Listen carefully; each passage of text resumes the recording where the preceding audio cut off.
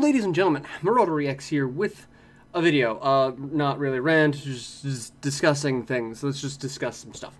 So, there's been a lot of talk about SEGA. And of course, whenever there's talk about SEGA, people ask me my thoughts on it. So, let's talk about my thoughts on it. The talk has been, SEGA is talking about revisiting old IPs, roadmap to 2020 sort of thing. Basically just looking like they are going to revisit their business model, their business strategy, and kind of maybe shift away from the pillars strategy that they've been using for a while that is silly, because it didn't really do much for anyone outside of Japan. For those of you who don't know, the pillar strategy was they focused internationally on pillars, which were specific franchises. Those were what they would focus on internationally. Anything else was really going to be hit or miss. It was going to be based off of demand. It was going to be based off of how much time or effort or energy they feel they could have expended into it and still make a decent profit.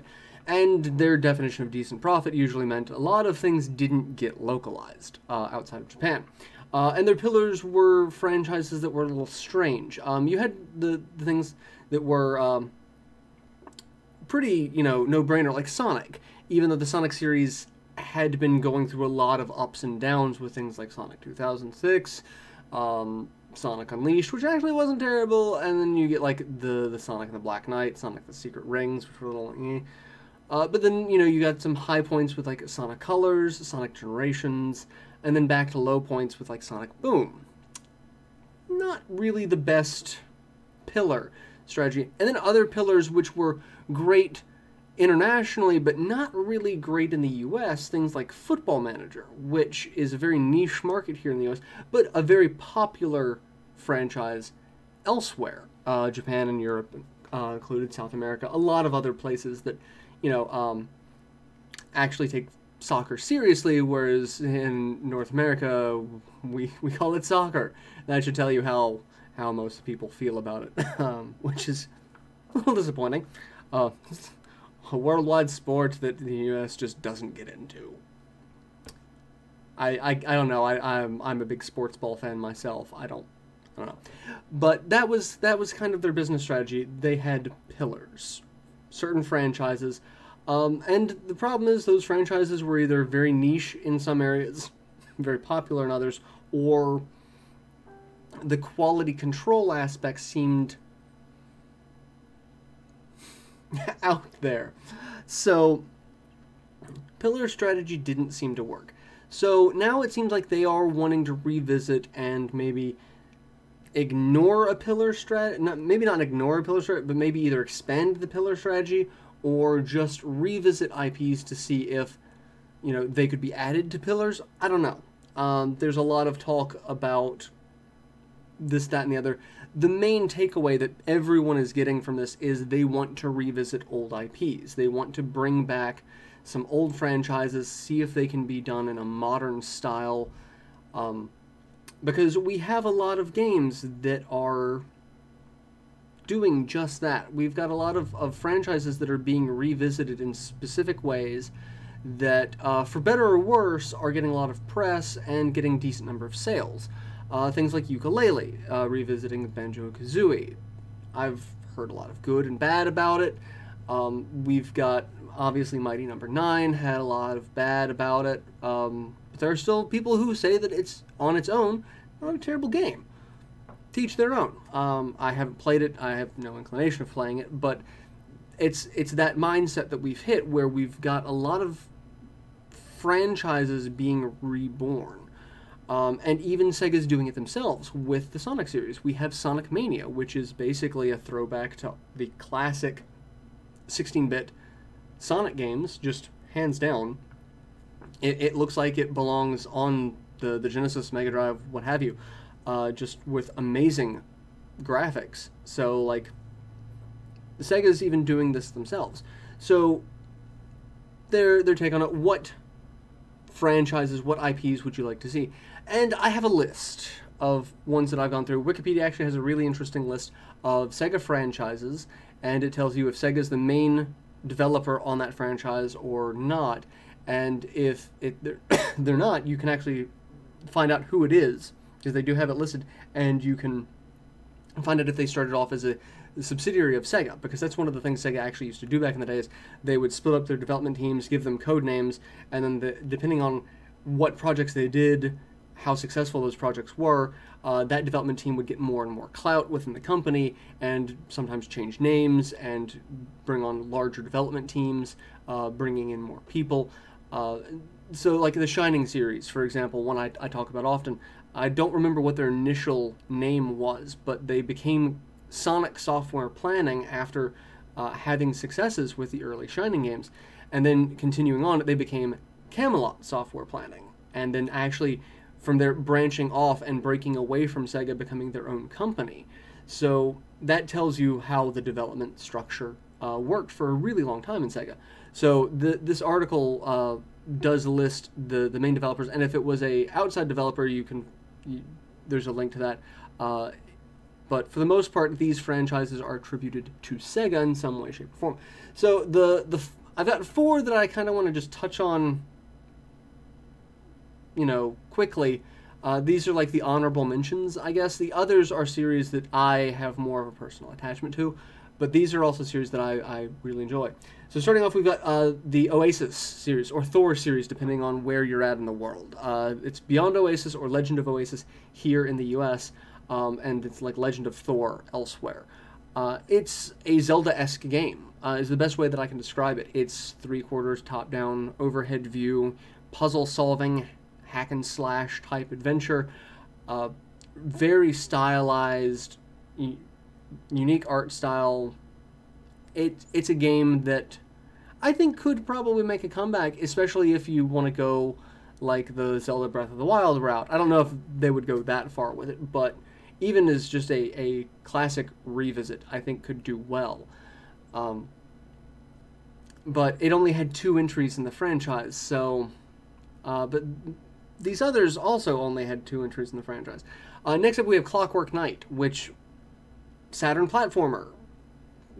2D side-scrolling platformer. It was 2.5D because all of the characters were 3-dimensional but on a 2D plane that could in some ways rotate, but it was basically a 2D side-scroller with 3D stylized graphics. Very cute, precursor to Toy Story. You've got a knight who has a giant wind-up gear on his back, and he's out to save a princess. He's got a rival. He's got a trusty steed who's a brush. It's a thing. Like, really, go look up Clockwork Knight if you've never heard of it. Go look at it. The 2 games that were released on the Saturn really feel like the same game, just slightly different levels. But like even a lot of the bosses were reused. It does tell one story over the 2 games that's a little crazy, but I liked it. And I mean, I don't know what we could do with 2D, platformers. I know the Wonder Boy and Monster Boy and Monster World Boy. I can never remember the naming scheme for those. I know there was just a remake to that has a classic style and then like a new like hand-drawn art style. Maybe something along those lines. I don't know. The next the same works for the next series that I'm going to discuss, which is Vector Man, which also only had 2 titles. Also 2D, side-scrolling, platformer, shooting game. Really interesting take on a dark, apocalyptic robot future. Robot janitor saves the world is the tagline for it, basically. You've got a robot that somehow merges with a nuclear warhead and goes crazy and wants to take over and goes all killer robot with all of his little apprentice, like he somehow infects all the other robots, and this one robot named Vector Man, who is away taking trash to the sun because that's the best way to get rid of trash, was unaffected by it, so he comes back and has to save the world. And it's unique. It was a different style of platformer, very point oriented. You had like point multipliers, and that was the thing, is you were going for points. So I think something like that with maybe like an online leaderboard, maybe. I don't know. But Vector Man was a cute series that I think could stand to get a revisit. And the next one also only has 2 titles, and depending on where you are on your side of the fence, only one of them is good. Nights, the Night series, Nights into Dreams and Nights Journey of Dreams. Nights into Dreams was on the Sega Saturn and then re-released on the PS2 and then re-released again on Steam. And then you had Nights Journey of Dreams, which came out on the Wii. Some of the problem is as someone who's Let's Played this game and had tons of comments on this about the main character's gender, it posed a problem when you started adding voice acting, because now it's harder to say what, because you're attributing things to how you. There were some issues with the second game, not just with the voice acting. The voice acting was terrible. I'm gonna say it was just but it also didn't. It didn't recap. Like, I bought it day one. I had reserved it. I'm like, I loved Nights into Dreams. And I played it, and I've never beaten it. It was just not. It was not the follow-up to Nights that I wanted it to be. I know, again, some people are on the fence. Some people either really like the game or really dislike the game. But maybe something else with it, and not trying so hard to add all of the modern amenities, like voice acting, because we really don't need voices for a character that you're having trouble with the gender identity of, or at least players are having the problem with the gender identity. I've looked at this so much, and I've commented on my Let's Play on this so much, that the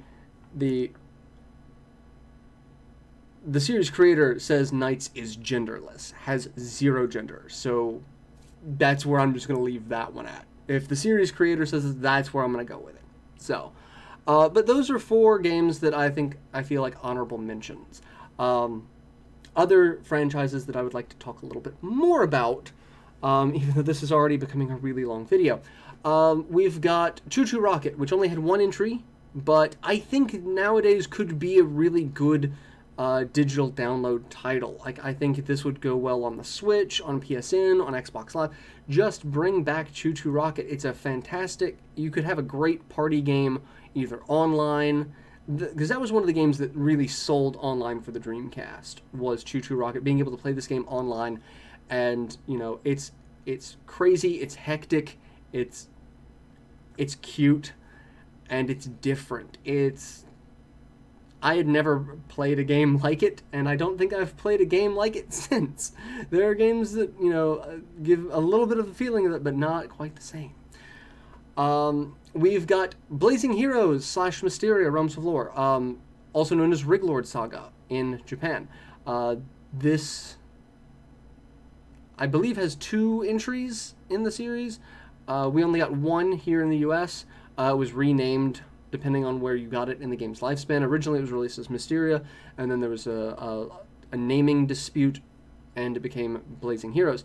It is a strategy RPG, and if you've seen my content, you've seen my channels, I've Let's Played this game before as Mysteria, and I love it. It's interesting. It's got it had a unique take on strategy RPGs where you level up a style of combat, and you learn things for that particular discipline. And each character had multiple disciplines that they could follow through with, and it was just different. It had a very unique style. It had some pacing issues, but I think it could be brought back, and it was stylish enough back in the day that I think not a lot would have to change for it to bring it back. Like, it doesn't need to be like bleeding edge graphics. It could be just, slight increase over what we had on Saturn, because the fingers never moved. Like, if you're holding something, it was like this. Like, the fingers never did this sort of thing. So that could be an upgrade. That would be the only upgrade I would recommend. Next up, we have Dragon Force, which is probably my favorite game of all time. Again, this game had 2 entries in the franchise. Only 1 of them came out here. The second one, there's a fan translation for that you could play for the Saturn that does expand on a lot of things, but the more I've played it, the more I feel like the expanse on it kind of takes away from some of the charm from the original game. The original game had a lot of charm, but it also was completely imbalanced. It had a lot of broken things to it that, after playing it for probably hundreds upon hundreds of hours, realized just how many ways you can break the system. a lot of those aren't present in the second. But I would love to see either a third game come out that, you know, continues to expand on this style of gameplay of generals and armies, or a remaster of Dragon Force 1 and 2, re-released as a combined set. I don't care. I would love to see something Dragon Force related. Anything. Either, again, a sequel or HD remake of the first two games as a bundle. I'd be happy. I would be a happy camper with those. Because Dragon Force really does rank as like my favorite game of all time. So, next up we have Panzer Dragoon, and this could go one of two ways. You could either do the rail shooter games like the Panzer Dragoon Zwei, or you could go RPG style with Saga and have a new Panzer Dragoon Saga game come out. I love Panzer Dragoon Saga as well. I've Let's Played it multiple times on this channel. It's unique, and unfortunately, I know we're probably not going to get an HD remake of it because of the lost source code, and most of this is true for most of these games because they're very Saturn-oriented for my list, which means that it's probably not going to happen, and it would have to be built from the ground up. But I think a new Panzer Dragoon Saga game would do really well. Just do it in the same style. You've got the rider, you've got the dragon, you can change the forms.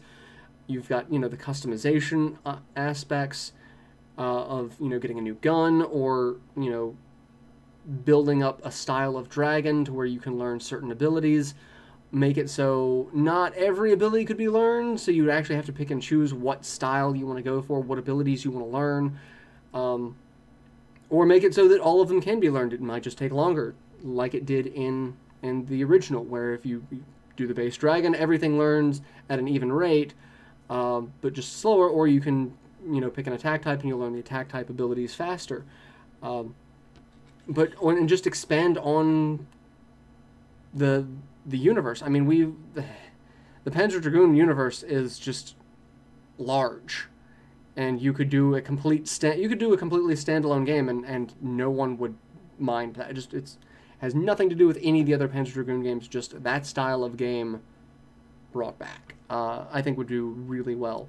Or the rail shooters also have a lot of potential. You could do the Star Fox treatment and, you know, give it a Star Fox 64, where you've got the rail shooters, you've got the arena shooter.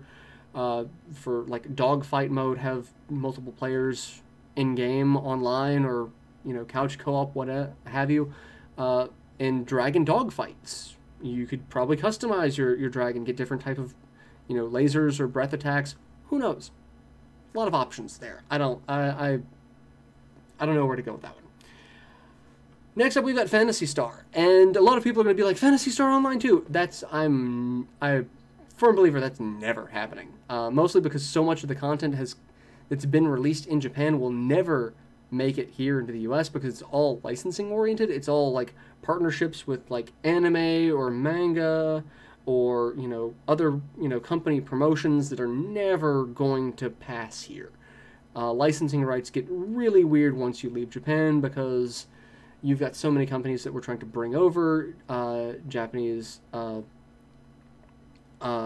material, like graphic novels, anime, games, things like that, so that, you know, you've got so many people that just have licensing issues. Like, Viz owns the rights to the anime, but the graphic novel is Toei anime. It's a cluster of problems. So I know Phantasy Star Online 2 probably never going to happen for that reason, and that saddens me, but I also think they've probably missed the boat on it. MMOs have kind of lost a lot of steam here in North America, so I get people want it, but I also don't understand why at this point. I don't know.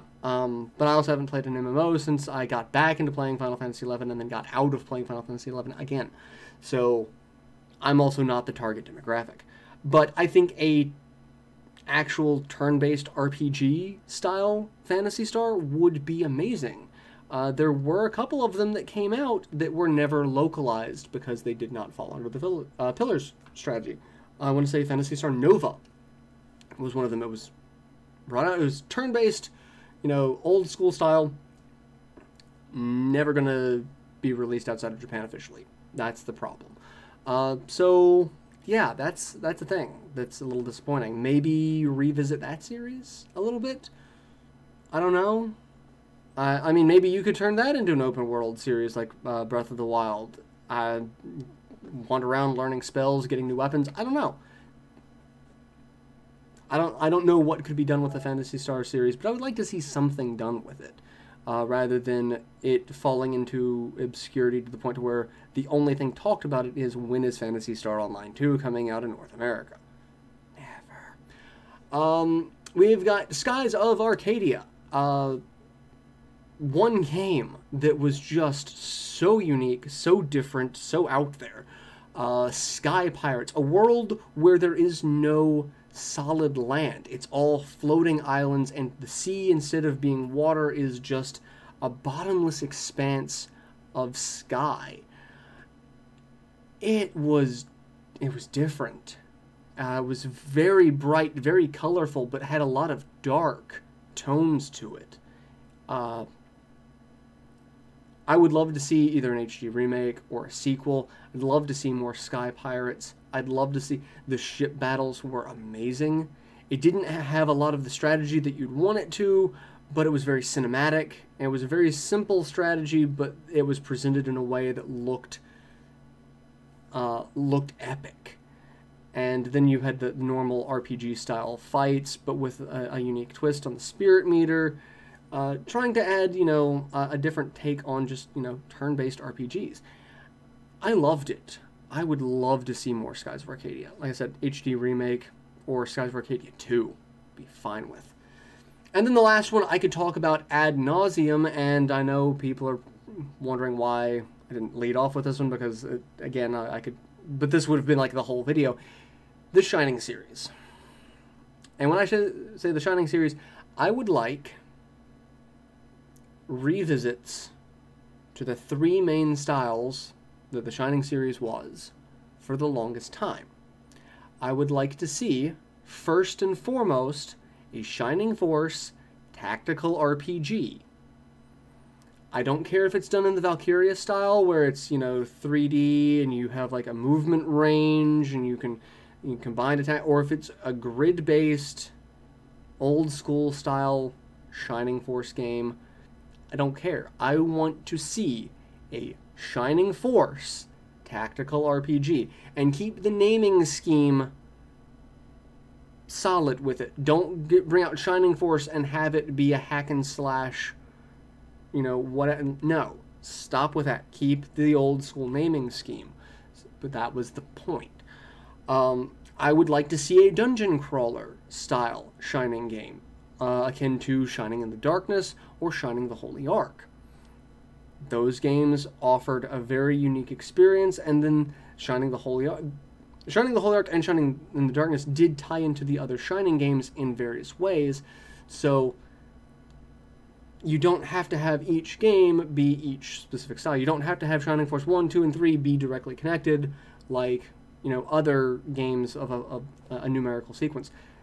The Shining series, you mostly had Shining the Holy Ark was related to Shining Force 3. You had Shining Force 1 directly related to Shining Force 2, but you had to play another game. There was a lot of back and forth with that. And then I would also like to see a Zelda-style game. The 3/4 overhead view, like Shining Wisdom. I thought Shining Wisdom was really good. It was just lacking some things. It seemed like it was missing just a little something, and I could never quite put my finger on it. It felt like a good Link to the Past clone, but not quite enough. Like there was just something small missing, and I could never quite put my finger on it. But the tactical RPG is the one. If you only bring back one, that's the one that I want to see. I would like to see. I'd love to see all Shining Force games 1, 2, and 3, like all 3 parts in the game, repackaged as one thing. But again, the links to the story there is weird and non-existent without playing some of the other games. I would love to see maybe just a repackage of Shining Force 3, all 3 parts of it, so that people could play it without having to rely solely on fan translations. I love the fan translation project, don't get me wrong. The translation team for Shining Force 3 are amazing people. But, you know, if you're looking at it from a retail/consumer standpoint, the best way to do it is just to make it a released retail product and not have to make people jump through hoops. Or if we're not going to be able to redo any of that because of, again, Saturn architecture and lost source codes, give us Shining Force 4. Take hints from the Fire Emblem series, Fire Emblem Echoes, Shadows of Valentia, with like a dungeon exploring aspect plus the tactical RPG, or, you know, things like Disgaea. We've had some tactical RPGs come out in the last couple of years that have done really, really well. We could do Shining Force 4 and make it really, really well. And my one request for that is, if you do Shining Force as a tactical RPG, please try to reach out to Camelot. Please don't try to do everything in-house like you have been and have the director of the series get pissed off if people don't like it because it's not the same thing. I've not been a fan of the series director since discovering that outburst. I don't think that's a good way to you know, deal with the fan base personally as a fan, but that's just me. But if you're going to do it, part of the charm of the original games was Camelot's influence. And you can see a lot of that charm in other games that they did, like Golden Sun. I would like to see some of that charm come back. Even if it's just, you know, Sega developing it and then, you know, consulting Camelot for things. You don't have to have Camelot do the work for you. But I would love to see Camelot brought back into that in some way because, yeah. I really think part of the series' charm was lost when Camelot left. And, you know, that I guess I'm one of those fans that I'm just too stuck in the past and can't get over it. But the newer games, I can see why they did not sell well. They either try to take themselves too seriously or not seriously enough, I guess, is the way to look at it. It's hard to describe. But I would love to see, you know, Camelot brought back into that for the Shining series. So yes, those are the list of IPs that I think Sega could do well to revisit. A lot of IPs, a lot of games, and I'm not holding my breath for any of these. I'm not. Realistically, the odds of any of these franchises seeing any sort of love in any way, shape, or form, be it HD remake, just rebuilt from the ground up, or a new entry in these series, I know are exceptionally slim. But Sega's asking. They are discussing what IPs would you like to see. This is my list.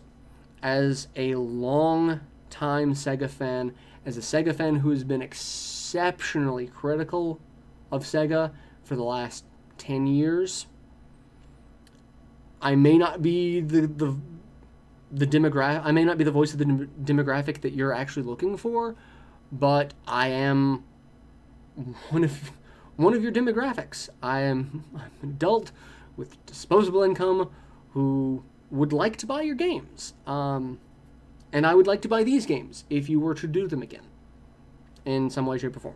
So here's hoping that Sega for maybe sees this and instead of flagging it like previous videos, take some of it to heart. And if anyone from Sega would like to, you know, discuss any, like, I would love to discuss anything with Sega about, you know, my thoughts and feelings as, you know, a longtime Sega fan who has been burned and is trying to give you the benefit of the doubt, because I've seen and I've had friends explain it to me that the Sega of today is not the Sega of several years ago. It's not the Sega of my childhood. Not the same Sega. The Sega that is currently in place today is very different from the Sega that went on the flagging spree, affecting tons of YouTube content creators, tons of fans. I know that's not the same Sega, and I know that this Sega is probably not going to apologize for the previous administration's actions, which disappoints me. But if this Sega is actually intent, if they have the desire to actually do better than the previous administration, I think reaching out to fans, and especially fans who have been affected in negative ways, like myself, would be a good starting point. Either just acknowledging that that happened and that they were sorry, or saying, hey, we understand that you're a fan, we understand that you're critical. What could be done to, you know, rebuild some of these bridges in the community? That's my take on it. So, who knows? Maybe Sega will see this. Probably not. And if they do, they probably won't care. Which, it is what it is. But, cautious optimism. Maybe Sega actually wants to do better, and maybe they'll see one of the franchises on this list and be like, hey, that might be a good idea. Who knows? So, thank you for listening to me ramble and rant and discuss this. I would love to hear what franchises you would love to see Sega bring back. Please post that in the comments. I would love to see it. And for those of you who want to help support the channel, I have, you know, the link to the Patreon in the video description to help support more content like this and, you know, keep my current content going, so forth and so on.